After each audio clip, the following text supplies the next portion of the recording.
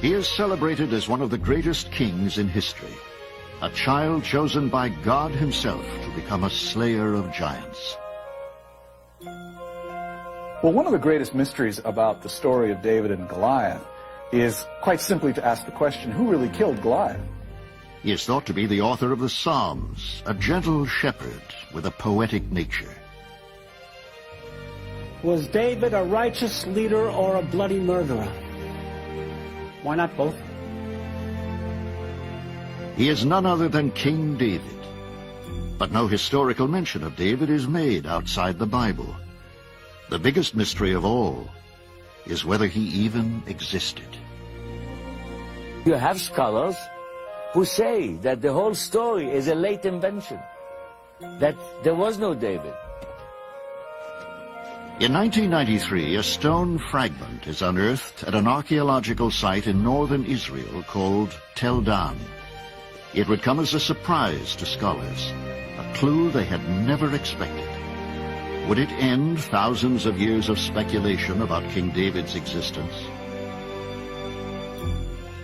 Who was King David?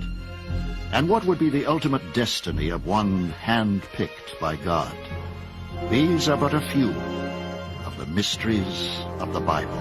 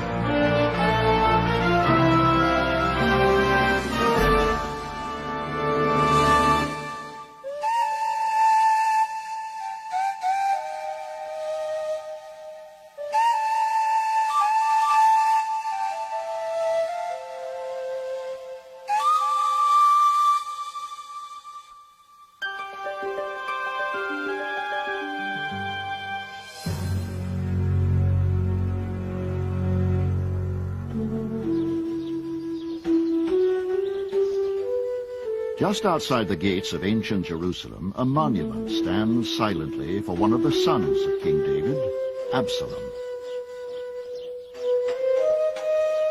The tomb is revealing not so much as an artifact of history, but for what it suggests about the mysterious destiny of Absalom's father, the young shepherd boy who would become God's chosen king.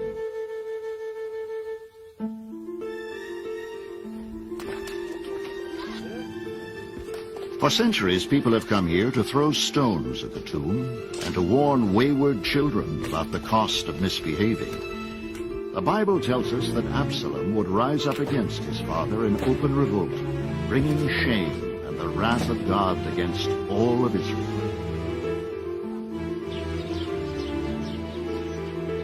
Some believe that the story of David and his rebellious son is merely fiction, that the tale of King David is nothing but allegory.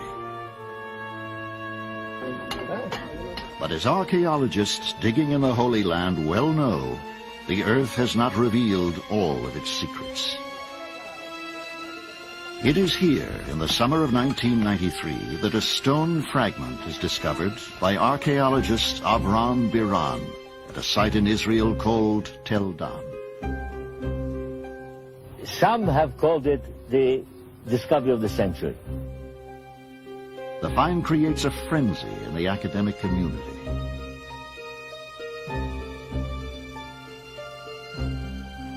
Dr. Biran has found a great archaeological find.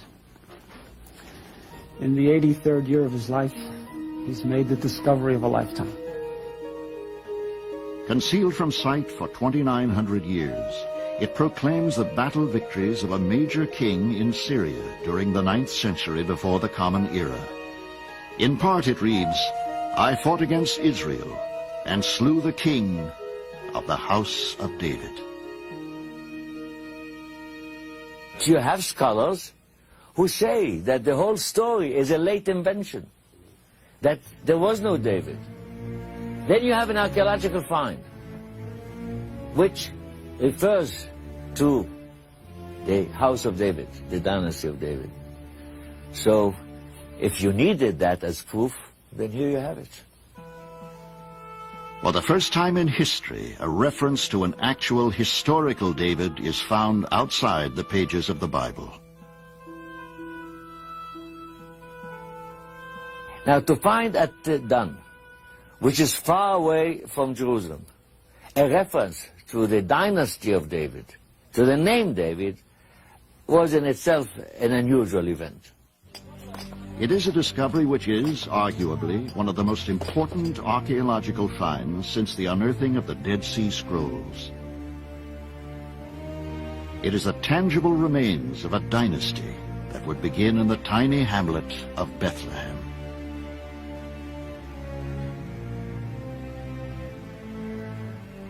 "1,000 years before the birth of Jesus, ancient Israel is just a budding nation, and David is merely a child.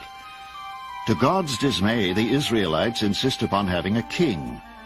The prophet Samuel is chosen to anoint Saul, the new royal leader of Israel. Saul is a dark and brooding character who never finds favor in God's eyes.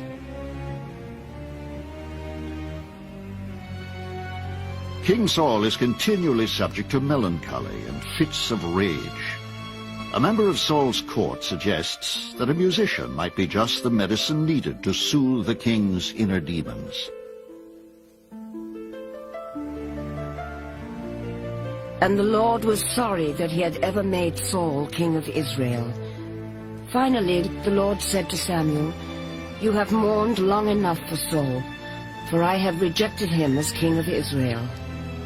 The Lord said to Samuel, "Take a vial of olive oil and go to Bethlehem and find a man named Jesse, for I have selected one of his sons to be the new king." 1 Samuel 16:1. The mystery to me about David's childhood is what in it made him David. This is one of the most interesting, vital, powerful characters in history. And we have only one hint. The one hint that we have is when Samuel came to David to anoint him, he was out back tending the sheep. And the idea that David as a child was a shepherd is a very powerful idea, because you find often in the Bible that leaders, Moses, David, Jacob, are shepherds, because they learn how to treat those who are dependent on them. And so, a young shepherd boy begins his journey to the throne. He could not know how perilous a journey it would be. One of them said he knew a young fellow in Bethlehem, the son of a man named Jesse, who was not only a talented harp player, but was handsome, brave, and strong, and had good solid judgment. What's more, he added, the Lord is with him. 1 Samuel 16:18.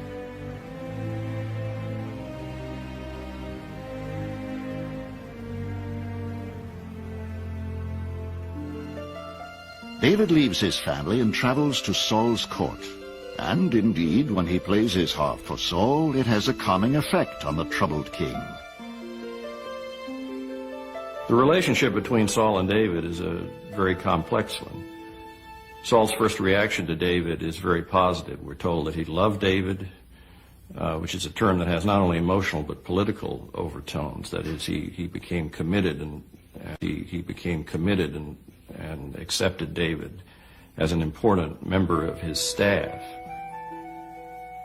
In addition to being a musician, David is also a poet. While he is largely believed to be the author of many of the Psalms, some scholars disagree. The idea that David had anything to do with the Psalms is probably a very early tradition that associates David's role early on in Saul's court as a singer and a player with the fact that the Psalms were documents that were sung and used in worship. That's probably why the association was made.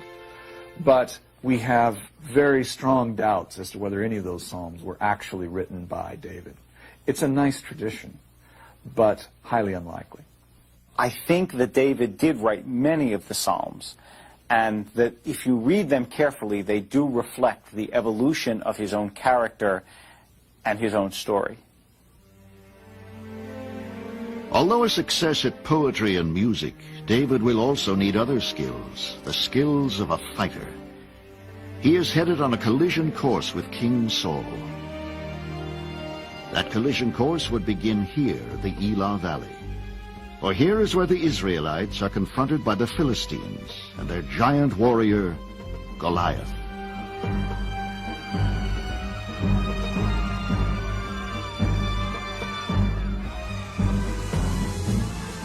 Then Goliath, the Philistine champion, came out of the ranks to face the forces of Israel. He was a giant of a man, measuring over 9 feet tall, and his armor-bearer walked ahead of him with a huge shield. 1 Samuel 17:1.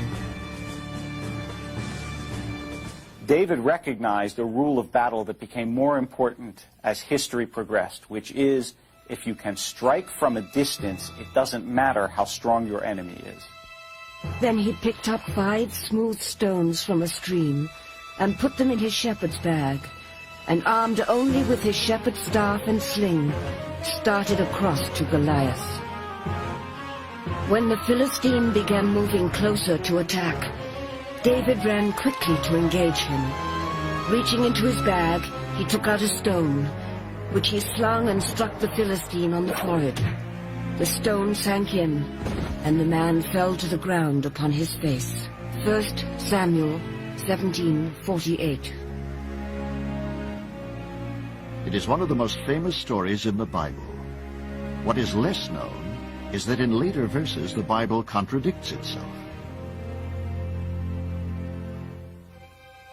We have this wonderful story about David being the conqueror of Goliath, but then later on in the Bible, there's a kind of cast-off sentence that says, oh, and by the way, Elhanan, who of course was the one who killed Goliath. And the reader has to stop and say, hey, wait a minute, I thought that was David. In fact, the mysterious Elhanan is mentioned twice as the slayer of Goliath, once in 2 Samuel and once in the book of Chronicles. Nothing else is known about this character. Was Elhanan the actual slayer of Goliath? Was the story rewritten to honor a new king? The original story of Goliath has been certainly expanded now to take in David and to be part of his colorful history. David returns triumphantly to Saul's court, a new young hero. All of a sudden, the jealousy is almost unbearable, and that begins slowly to push Saul over the edge. The king's household is now an uneasy place, and the stage is set for royal intrigue, dramatic and deadly, as King Saul sets out to kill David.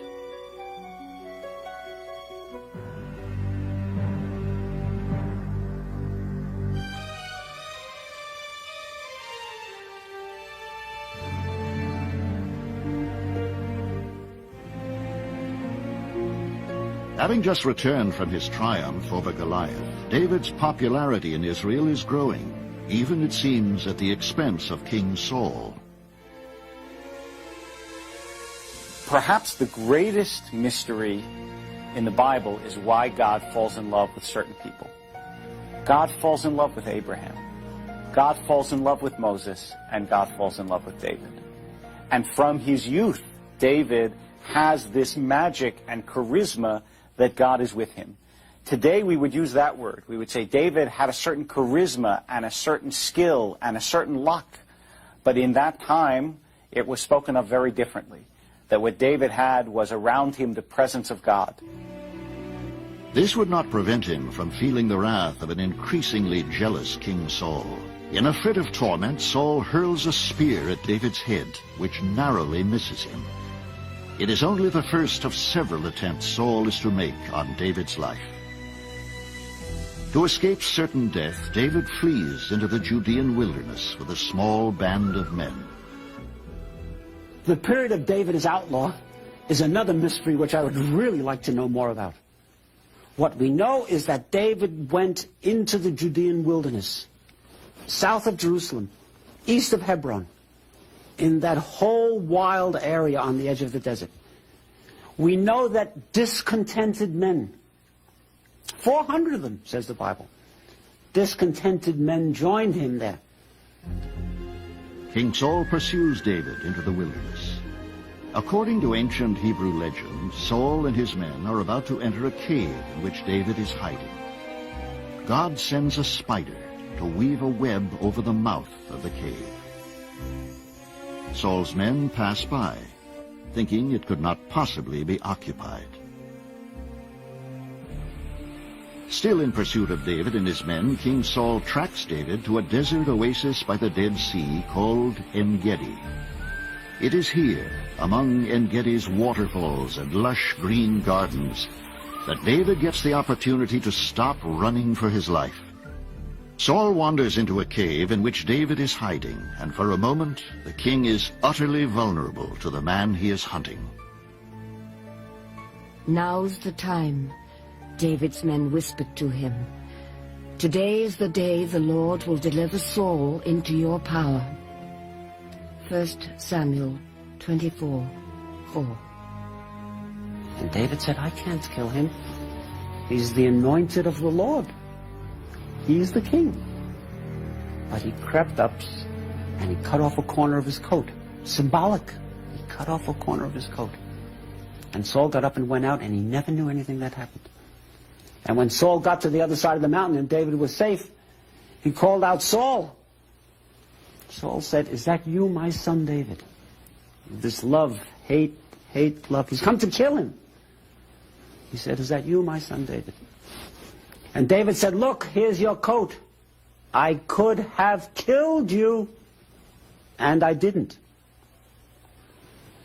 Now know that I mean you no harm, said David. And Saul said, now I know that you mean me no harm. And the story ended in tears. But Saul went back to Jerusalem, or Saul went back to his capital. And David stayed in the wilderness. Shortly after the episode at En-Gedi, David receives word that King Saul and his son Jonathan have both been killed in battle with the Philistines at Mount Gilboa. Although Saul had tried hard to kill him, David goes into mourning. But despite this, is it possible that David actually had a hand in Saul's murder? Essentially what happens, according to the text, is that a runner comes to David, says Saul was on the verge of death, hounded by the Philistines at Mount Gilboa, and asked his armor-bearer to kill him, or a passing Amalekite to kill him. The Amalekite says he obliges. David kills the Amalekite. Since it may be possible that David orchestrated the death of King Saul, could the biblical writer have been favoring David? This is, somebody kills your enemy, and then you kill the person who kills your enemy. And there is not a paper trail to you anymore. There's no one who can connect you with this death. We are told repeatedly David couldn't have been, he wasn't, he must not have been at the Battle of Gilboa. Protests of that sort make one wonder whether contemporaries were not saying that David was responsible for the death of Saul.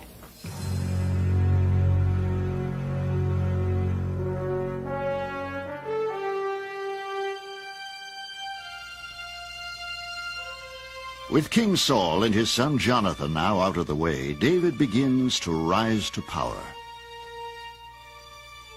It is 1000 BCE. The Holy Land is made up of a series of loosely connected tribes, with the kingdom of Judah in the south and Israel to the north. The land of Israel is not the only active region on earth at this time. In Egypt, wigs are being worn for the first time, often interwoven with jewelry. In China, the first mathematics textbook is published, covering algebra and geometry. And in Northern Europe, gold is being fashioned into jewelry. A spiral design is the most common motif.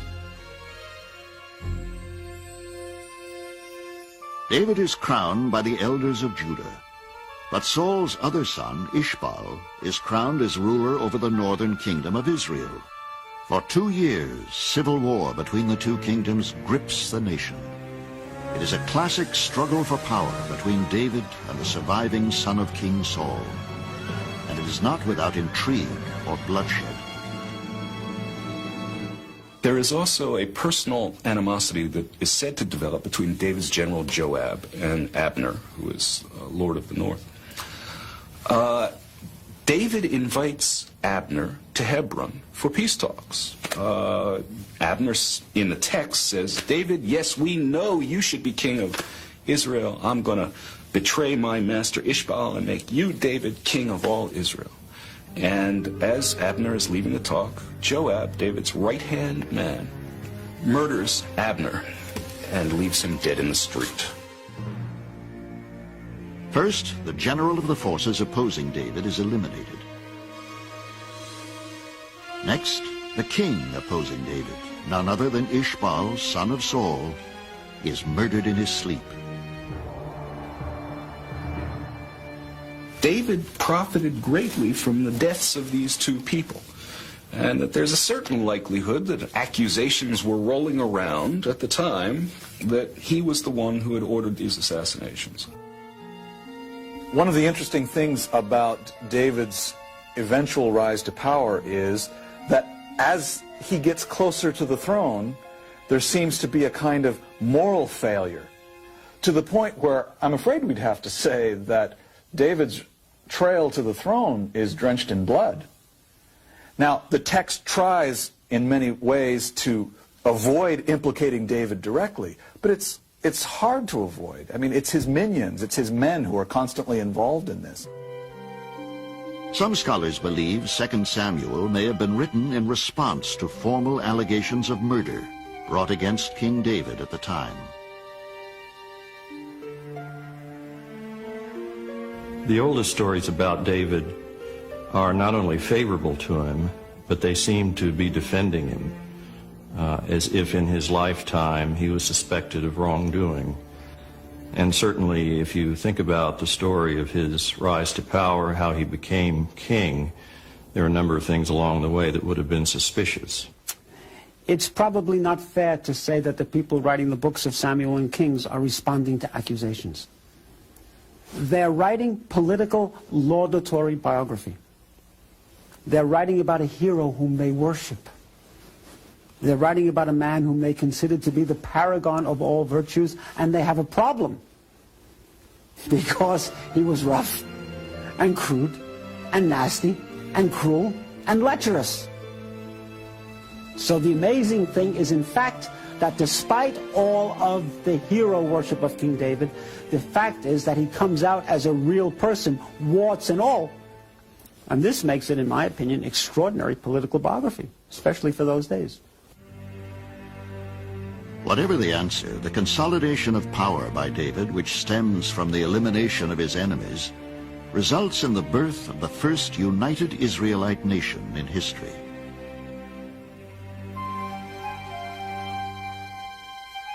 All the elders of Israel came to the king at Hebron. King David made a pact with them before God, and they anointed David king over Israel. 2 Samuel 5:1.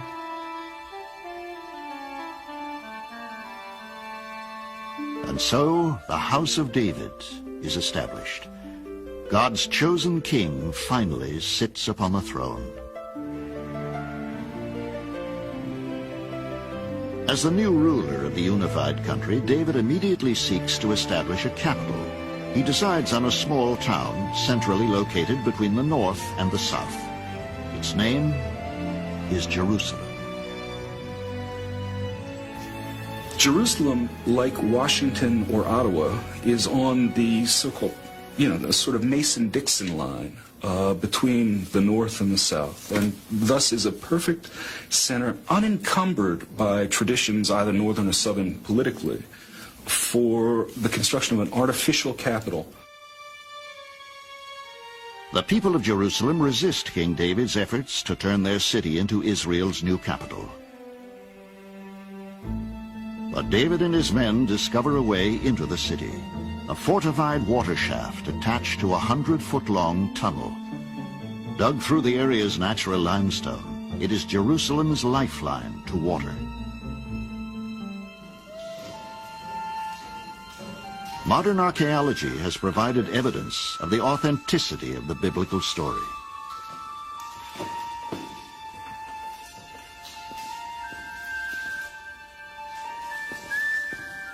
This is called Warren Shaft because it was first excavated and explored by a British scholar in the 19th century named Charles Warren.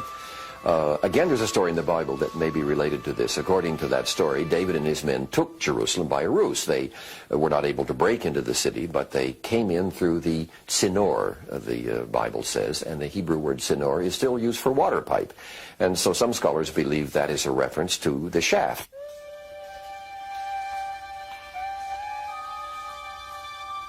And it is easy to see how you could come into the city that way, because if you managed to find the spring, you could creep up through the shaft and emerge inside the city walls and open the gate. Of course, then the city would be yours. As the people of Jerusalem discovered, their shaft was vulnerable to penetration by their enemies. King David establishes the conquered city of Jerusalem as the new capital of a united country. He has finally consolidated his position as head of the new royal house of Israel. But trouble looms for King David in the form of a beautiful woman. Trouble because she is married to another man.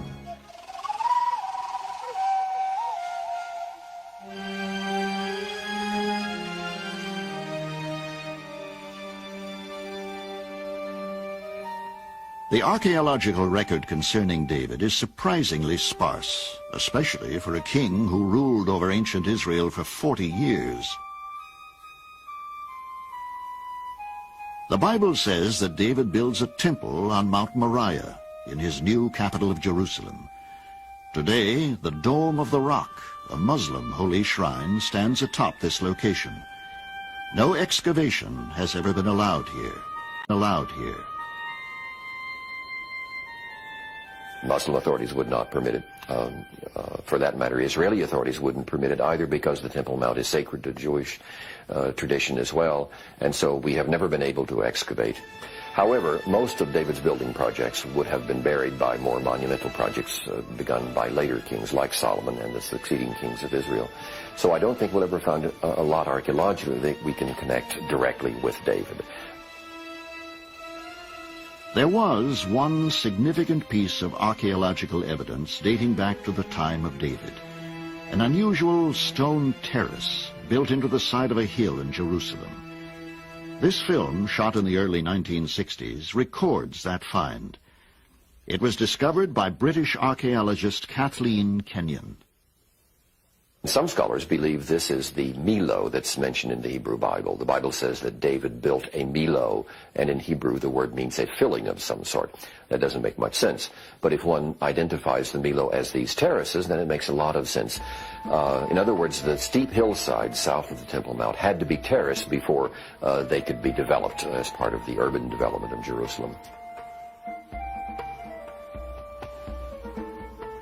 Interestingly, Kenyon herself would never know that her find related to the great king. It was dated accurately only after her death. With the exception of the Milo, nothing has been found that can be linked directly to King David. Not even the location of his palace has ever been identified. It is only the pages of the Bible that can take us back to the rooftop of David's palace on what must have been a gentle evening some 3,000 years ago.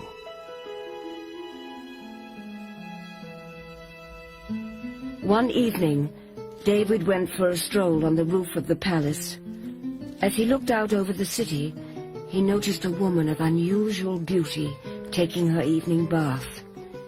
He sent to find out who she was, and was told she was Bathsheba, the wife of Uriah. Then David sent for her, and when she came, he slept with her. 2 Samuel 11:2.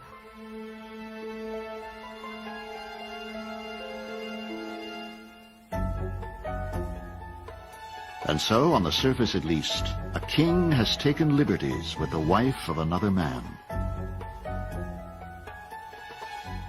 David attempts a royal cover-up and recalls Bathsheba's husband Uriah from the battlefront, where he is fighting in General Joab's army. But, as is often the case with the Bible, not all is what it seems. Question number one, what is King David doing in Jerusalem, getting involved with Bathsheba, when as general-in-chief, he should have been at the battle, conducting and overseeing the ongoings of the war? Secondly, how old was this woman Bathsheba? What is she doing bathing on the rooftop, seemingly in public? How does that happen?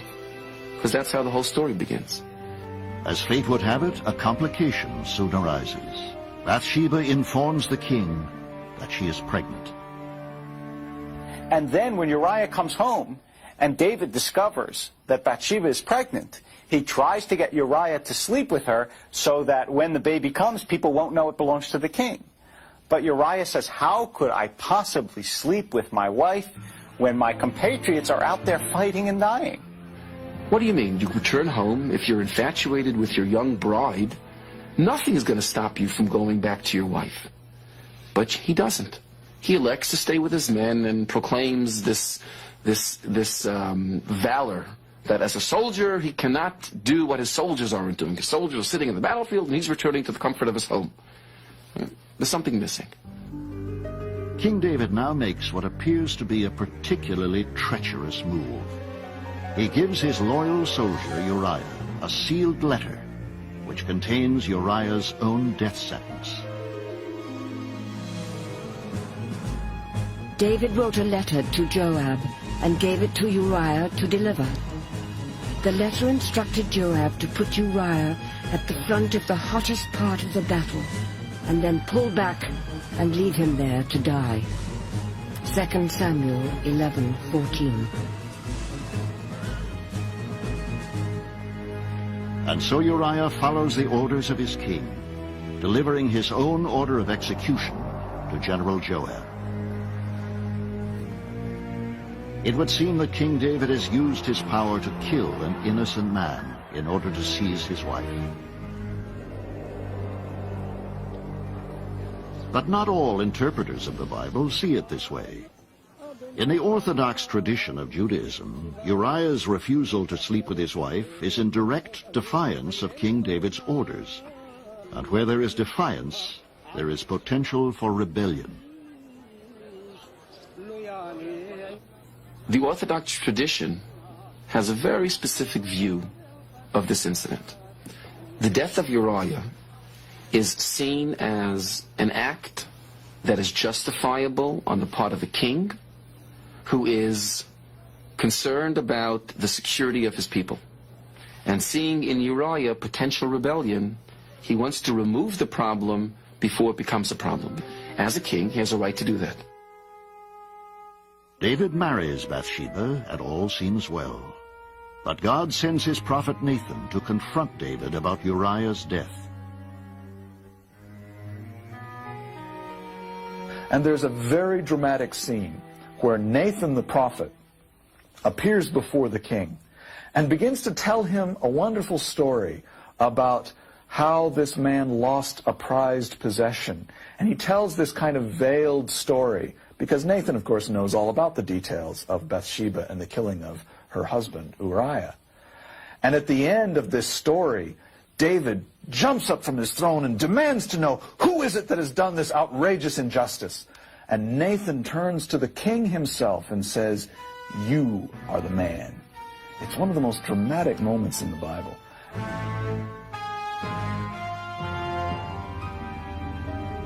God said, why have you despised the laws of God and done this horrible deed? For you have murdered Uriah and stolen his wife. I vow that because of what you have done, I will cause your own household to rebel against you.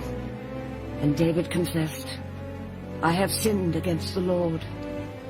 2 Samuel 12:9.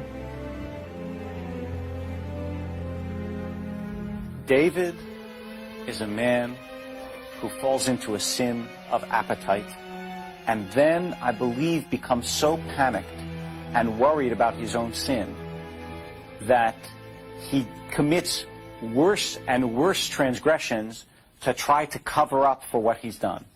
And he finds himself all of a sudden in a huge web of evil and deceit, and I think he probably didn't even know how he got there in the first place. Yet some scholars are not so quick to judge. We don't stand in judgment of almost any figure in the Torah, in the Bible. Certainly not one like David, to whom we attribute the highest accolades in terms of his character. However, there is a debate regarding the incident of Bathsheba and Uriah and David as to his motivations. And the Talmud itself, this body of oral tradition, does spend a little bit more time explaining what might really not be so apparently a sin, but that it was a lack of judgment. Whether a sin or merely bad judgment, the Bible tells us God punishes David by striking Bathsheba's child ill shortly after his birth. On the 7th day, the baby died. David's aides were afraid to tell him. When David saw them whispering, he realized what had happened. Whispering, he realized what had happened. 2 Samuel 12:18. And so King David loses a child. But the facts, as recorded in the Bible, remain. God's beloved king has slept with another man's wife, and then had her husband killed when she became pregnant. Has the loss of the child been enough punishment for King David?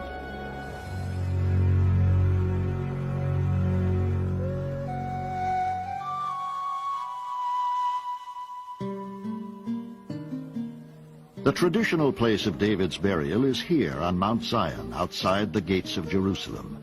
But the Bible tells us the king was buried in the ancient city of David. This tomb and structure date from the time of the Crusades, in the Middle Ages, 2,000 years after David lived and died. Whether or not he's actually buried in that location is one of the mysteries that we haven't really resolved. There are different traditions about this. The Sephardic community, certainly the North African, Spanish, Turkish communities believe that yes, that is the tomb of David. The European communities less so, the European tradition, I should say. So I can't really say with any authority whether David is or isn't buried there. And frankly, it's not the tomb which is important. It's the connection between the individual and his God at a moment of prayer.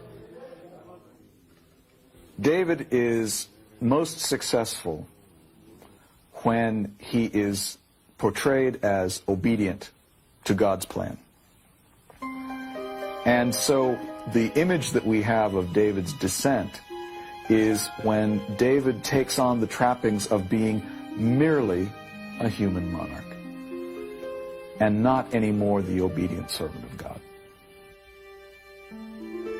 The prophecy Nathan foretold after David's affair with Bathsheba starts to be fulfilled. A series of terrible reversals begins. Absalom, David's son, attempts to take the throne. The Bible tells us that Absalom is much like his father, a charismatic personality who begins to amass a following in his own right. At the same time, his relationship with his father is less than ideal. So Absalom begins his own campaign to become king. David's kingship was looked back upon by all future generations as the perfect time in Israelite history. It wasn't true, by the way. In fact, it's doubtful whether he ever had the support of the whole country at any time. Because the fact is that when his son revolted against him, Absalom sought and received the support of the elders of Judah. With the backing of a group of followers, Absalom stages a coup, forcing his father to flee the city.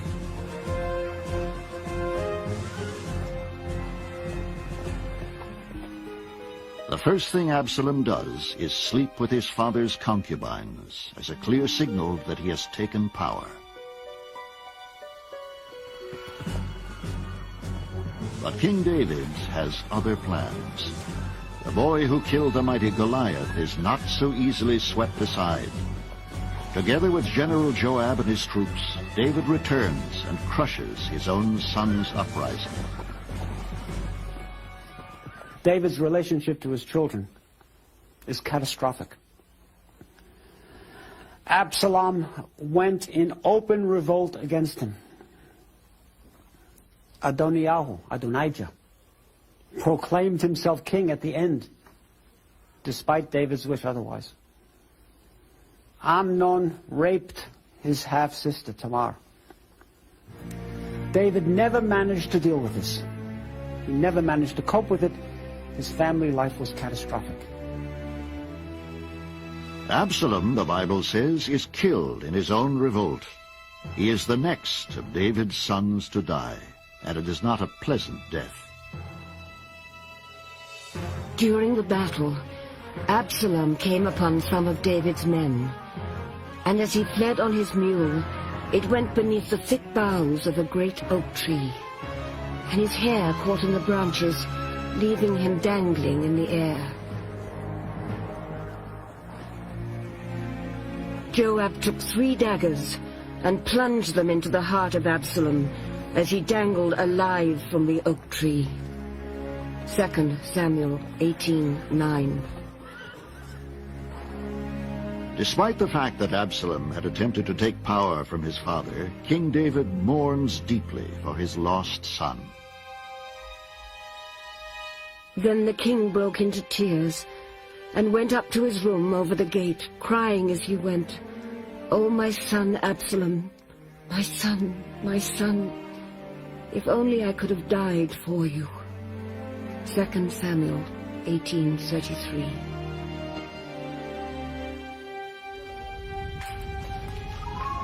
Through the centuries, people have come to the tomb of Absalom to throw rocks in disgust at the man who tried to usurp God's chosen king.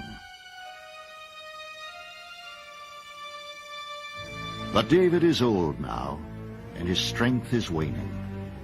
The Bible tells us that in his later years, King David is bedridden, and that no matter how many blankets are heaped upon his body, he is always cold. David died and was buried in the city of David. He had reigned over Israel for 40 years, and Solomon became the new king, replacing his father, and his kingdom prospered. 1 Kings 2:10. David's private life, including his marriages, presents a great problem for Jewish history. Because here is a man who was, by all accounts, a rascal, and yet he's the great king of the Golden Age. Now, this is not so easy for pious Jews or Christians to deal with. And if I were dealing with David's private life from this point of view, I would in fact be dealing with the way that tradition looks back on a golden age and tries to conceal the fact that the golden age isn't so golden at all. The story of the young shepherd boy who would slay a giant and become one of Israel's greatest kings is still told to this day. Perhaps the very complexity of David's humanity is what fascinates us. A biblical hero of mythic proportions. A biblical hero of flesh and blood.